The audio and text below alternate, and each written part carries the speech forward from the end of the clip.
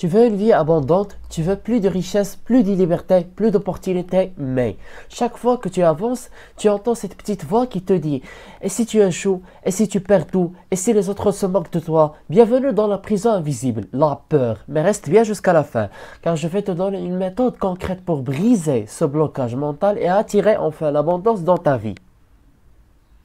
Alors la peur, ton premier ennemi intérieur. La peur est sournoise, elle ne crie pas toujours. Parfois, il chuchote doucement à ton oreille. Ce n'est pas le bon moment, tu n'es pas encore prêt. Elle te paralyse, t'empêche d'investir, de créer, d'aimer, de te lancer. Et pendant ce temps, les années passent. Mais qu'est-ce que cache réellement cette peur?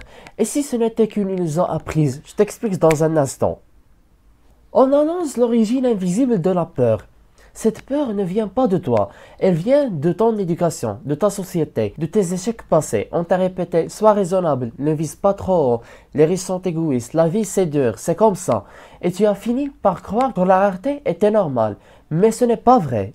Et si je te disais que l'abondance est ton état naturel?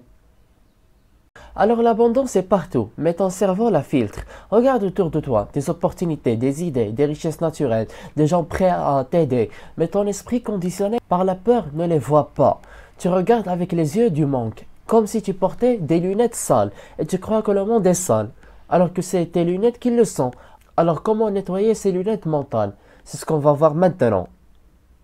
Il faut remplacer la peur par un état de foi et de clarté. L'opposé de la peur, ce n'est pas le courage, c'est la foi. La foi que Dieu a tout prévu. La foi que chaque risque sincère est une graine d'abondance. Et si tu remplaces chaque pensée de peur par une invocation de confiance, Hasbi Allah, Rabbi inni lima anzalta ilayya min khayrin faqir. Mais la foi sans action, c'est de l'illusion. Voici maintenant l'action à poser concrètement.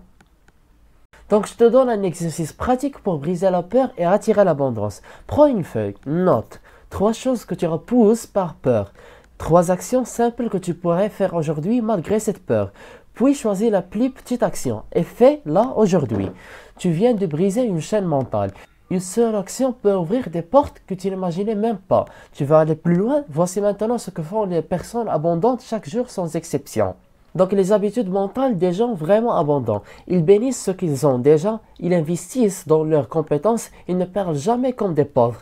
Ils se lèvent avec un objectif, pas avec une excuse. Ils savent que la peur est une illusion à traverser, pas une barrière à respecter.